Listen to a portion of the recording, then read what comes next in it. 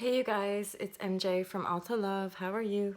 So I'm sitting with these ideas about like spiritual healing, and it takes me into, I have done a video about the healing loop and how when we endeavor healing, in a very deep way, those more kind of energetic aspects of ourselves that we just sense inside something's not quite right, or we're not feeling good in our bodies, or we're not feeling good in with the people that we're around. And so we endeavor a quote unquote spiritual path or spiritual journey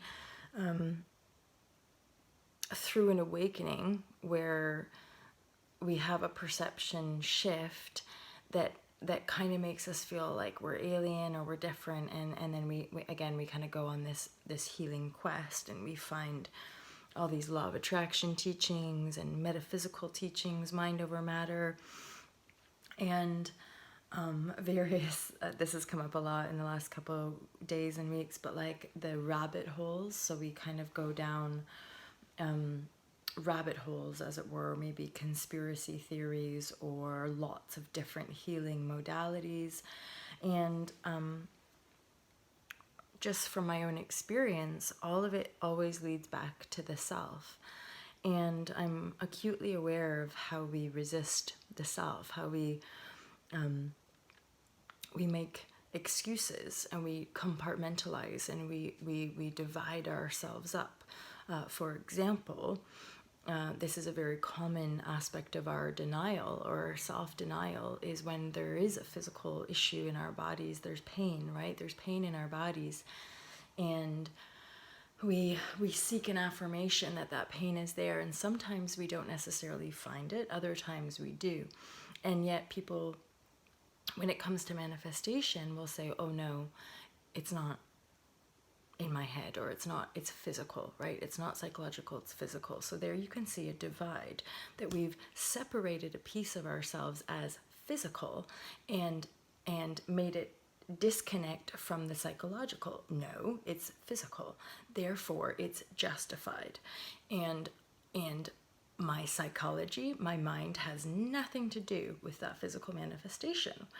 And ultimately, usually we just have too much going on in our lives, and we're too, you could say, almost rooted in the pattern of the old. We're too committed to the struggle, the suffering, the misery, and we're so invested in that story that we don't want to take it to the next level. We don't want to own our creation. We don't want to have to own the fact that we've created this pain in our bodies on some level. Not that it's our fault.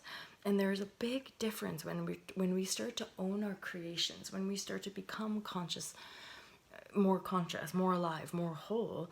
It's painful. It's painful because we have to own our pain. It's painful because we have to go, whoa, I'm ugly too, or I'm fucked up too, or look at all this deception and greed and blame and attack that I've created. That's me too. And that's often, I think, what we don't want to do.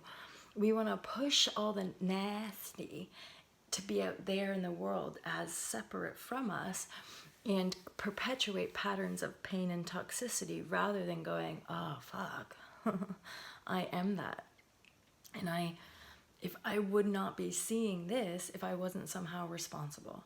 And yet what people do is just say, that's that person, nothing to do with me.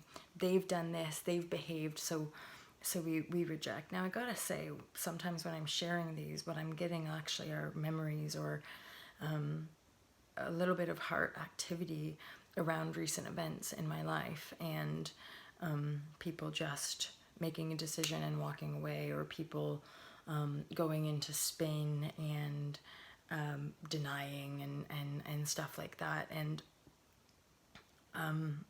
working with that. And certainly today, sidestep topic, I'm gonna go head down to the river with my list, and really release the past, like really release lifelong suffering patterns, multiple lifelong suffering patterns, and really embrace this new moon, really embrace this eclipse of, like, we can eclipse out the past. We can actually say, wow, I honor my sensitivity, and I honor my journey, and I'm ready to be that which I've always desired to be, and I am that. I feel that very much. Hence the share about always seeking some kind of healing, seeking it, thinking that we'll find it outside of ourselves, right? And here I really am not denying or belittling or shaming healers or spirituality or spiritual circles or any of that. What I'm addressing, or maybe asking us to question, is what part of us is always looking for the next course, the next healer, the next thing that we think is going to bring us more joy, or we think is going to bring us to our next goal or destination. In my experience, on some level, any distortion of my self-truth comes because I'm seeking it in someone else. I'm seeking maybe security, or I'm seeking recognition, or whatever it might be. Again, it's not this stuff, especially in our spiritual communities. Admitting to this stuff isn't necessarily easy. Like, even recently, somebody was like, oh, but you don't care about that. And I'm like, yeah, I'd like to pretend I don't care about that. But if I'm honest, I do. That's part of me coming away from social media, is that there is like an addictive tick around like checking your accounts and like numbers and all of that kind of stuff, because you're in the world's perception, that's your livelihood. More numbers equals more customers, and that's more money, and da, da, da, da. And then, but fortunately, thank God, it's like I can see that in my own reality, that insanity, and feel it, and say, I need to make a change. I need to make a change because there's an underlying current here that doesn't serve my being, my higher being of where I'm going, right?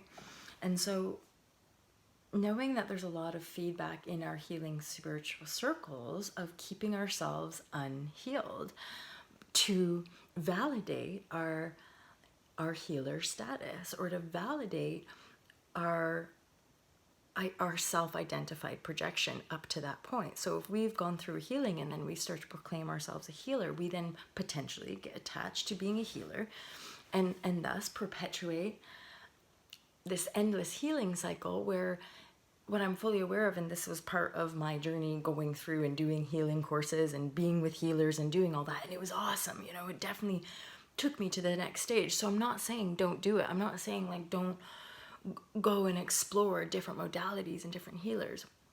But this shares specifically that at some point you're still going to have to take another leap, because as long as we're in these healing cycles, we are unhealed. We're not fully stepped into our authentic alignment, because authenticity and alignment is a healed state of being. It's like so aligned that like your manifestations are fairly accurately what you envisioned, what your higher mind is like downloading into your beingness. Your body becomes that expression. So you become the divine vision that you have for yourself.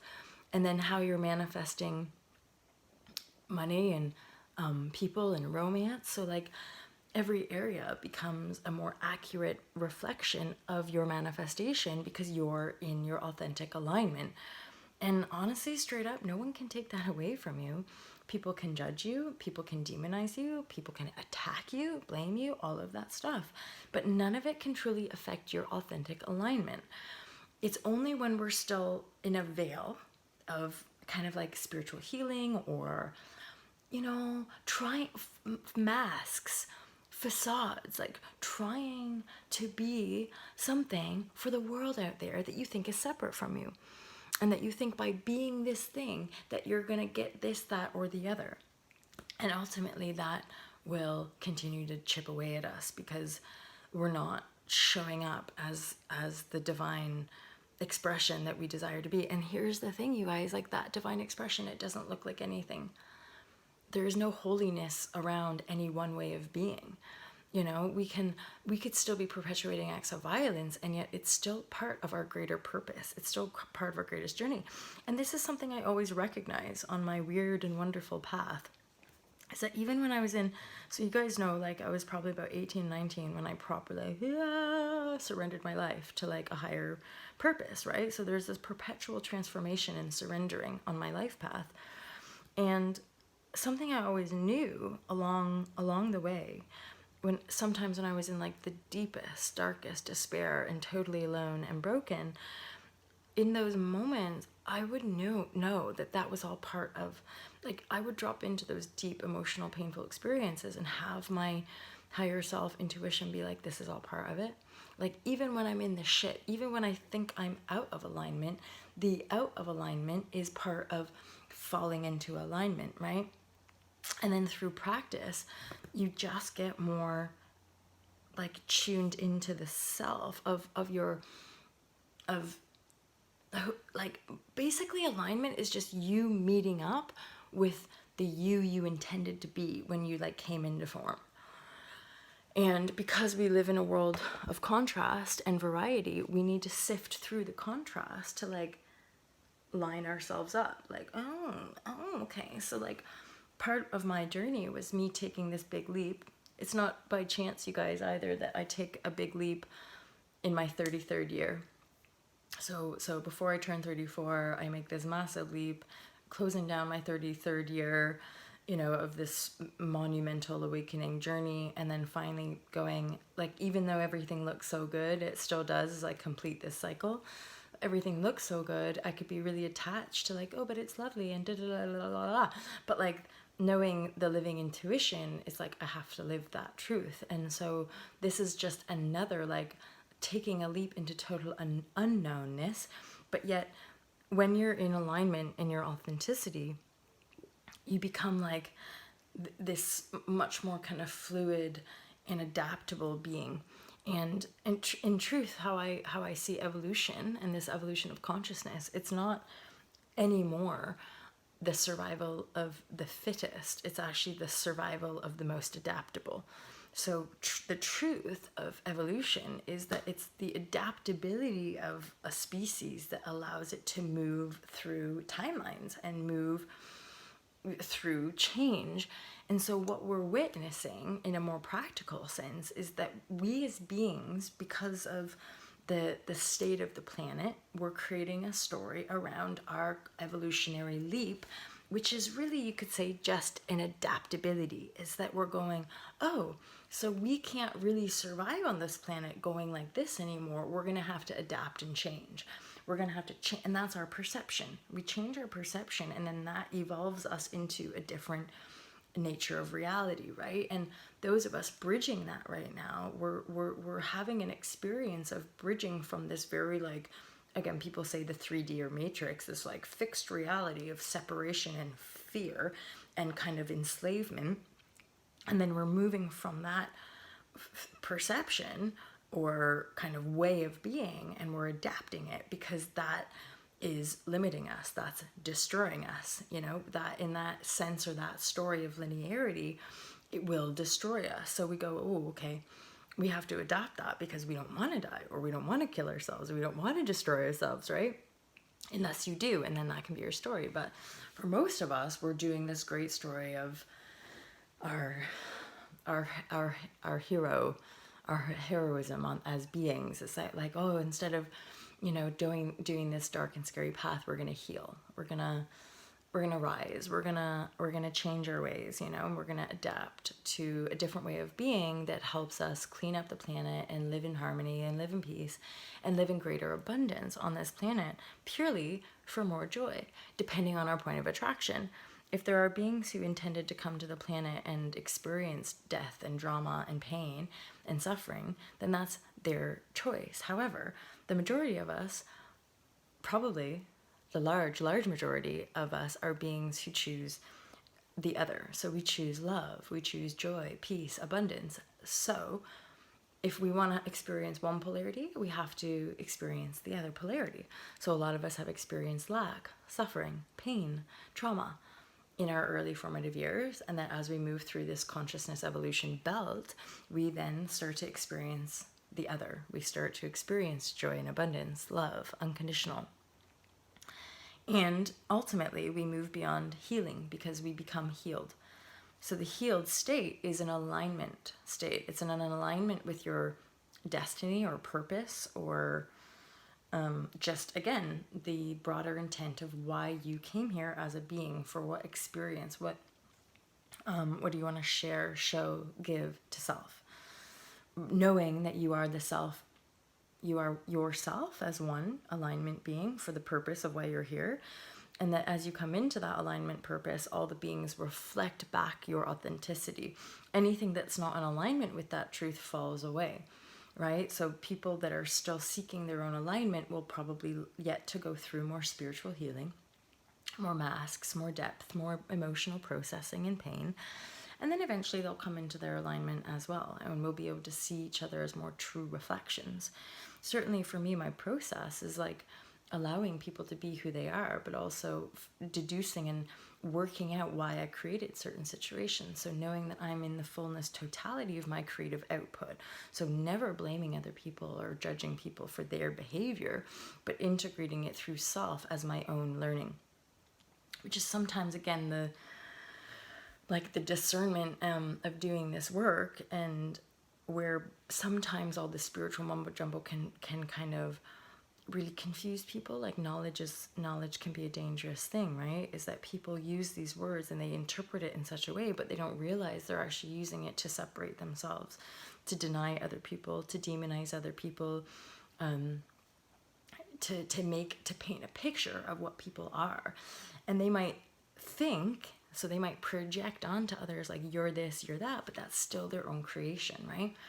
And what I know is that, and my teaching is that I can only be responsible for myself. So if people are going to project onto me, there's nothing I can do about that.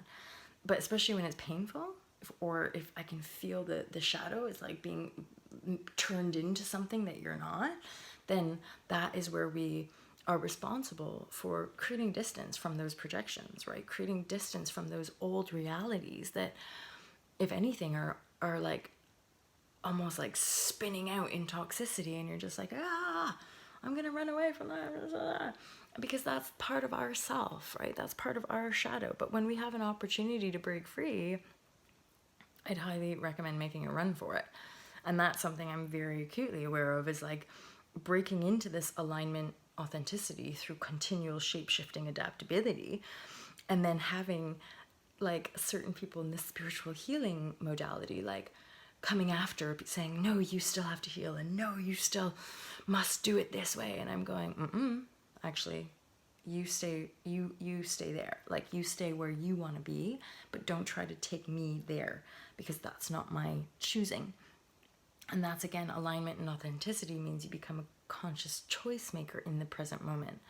But if you're still seeking validation, healing, or seeking or thinking that someone else needs to change to make you feel better, or saying someone's behaving bad or wrong or good, that's still your projection. I know this stuff is so like, what? Wait, is that it? And yeah, so we keep owning our projections. If we're making someone out to be this way, then that's our choice. It's a different, though, than making a conscious choice to walk away. Making a conscious choice to love, heal, forgive, and then move in the direction that you desire moving in, which we all have a choice to do. And I'm very aware of like, just the ways in which we deny ourselves, or the ways in which we lie, and we build up these kind of emotional momentum that we don't even necessarily realize is there. We don't want to admit to it. I think that's the kind of almost double edge of like quote unquote spiritual communities, is that we're all striving for this love, light, abundance, and beauty, and and yet and we're increasingly aware of the shadow, but shadow work is super duper painful and self-facing, and like what we have to face inside ourselves is often contempt and hatred and like deep shitty feelings, which in my experience I kind of understand. I get it. I get why people don't want to sit there and own their self-denial and own their self-betrayal, because it's fucking painful. You know, it's painful, and it can last days or weeks or months even, you know, and even other people in the spiritual world are like, ugh, could you not feel so much? Could you just not actually go there? you know, because they want to keep it light and fluffy. They just want to talk about it, but not sit in the stew, and certainly not own the stew. So alignment in authenticity is like a wholeness, which means there's a totality of your awareness, which means you're fully aware of your darkness and your shadow. But if you're still putting shadows on other people, you're still not integrating your own shadow. You're still in a loop of seeking healing outside of yourself, or seeking healing in this person or that relationship, or by running away from that expression, right? And realizing that often we put that on someone else, but we're the ones doing it, right? So just step into your fullness, step into your authenticity, which simply means you love and accept fully, fully, fully all that you are. All that you are. And that's something that's been part of my journey, and part of why I feel the need to share stuff is that, like, I'm not some squeaky clean spiritual guru. Like, I don't believe in any of that. Part of my journey on this so-called spiritual path was not following all the rules, and then still finding myself and going, oh, so actually part of my path can be accepting this fullness with all of my, you know, like all of my kind of ways, and saying, but I love that person, so I'm just gonna love that person and see what happens and evolves. And I can see through the cycles. I can see through the deeper love and the deeper acceptance, the less I'm being called to do certain things. At the same time, I'm not here to judge myself. So why bother judging myself? Because if I'm judging myself, I'm just judging other people, you know? And the subtlety is that we might stay self-focused. The subtlety here is that we don't even realize how quickly we default to making it about the other person. Oh my God, they were so bad, or oh my God, I can't even accept that person anymore because they're, and it's like, well, that's your projection. You've created that reality, right? And all I can say, you guys, is that I'm much happier being in alignment with my authentic truth than trying to please other people or trying to fit into some box deemed right or wrong by people living in their realities, you know. And in essence, because we live in that kind of like convoluted and highly distorted sometimes reality, you don't even realize that people are subtly lying or manipulating to try to keep you in their reality, if that's what they want, if you staying in their reality makes their reality look better. If it's starting to trouble them, they will get rid of you. And that's kind of how, I mean, it looks like to me when we vibrate out of one another's lives. It's just because we're not vibrating the same anymore. And as I talk about in the book, it's about resonance, not judgment. But this is where, again, depending on where we are in our own mind and our own journey, we might see other people, but if we're still in judgment, we see other people acting in ways and are like, oh my God, they're so judgy, or they're so mean, or how could they do that? But unless we are that person, that means we're judging them, right? We're not just letting people be who they are and trusting a natural unfolding. People's behavior triggers us, and instead of owning the trigger, we project that trigger onto them. And perhaps we try to fix it, or I do have a share about that from years ago. We're not here to fix each other. We're just here to love one another. And sometimes love means walking away, right? Oh, okay. I think that's it, you guys. I really appreciate you. And again, like I said, it's really nice to be on YouTube and to share on YouTube and to be taking it easy on the other social media sites. I feel much more clear. I feel ready to really go in on the zero waste and the online courses with Kaylee. And I'm looking forward to sharing not just the zero waste, but we have Unplugged, Freedom Unplugged, Simplified Spirituality, and one about going vegan love. Pardon me. So I'm looking forward to sharing all that with you. So feel free to subscribe, press like and all of that, and get in touch.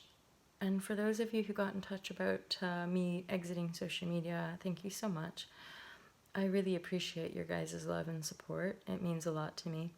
And yeah, I'm on YouTube still because I still dig it. I dig it because it's a little bit of a different vibe. Anyway, guys, love you loads. Have an awesome day. Peace out.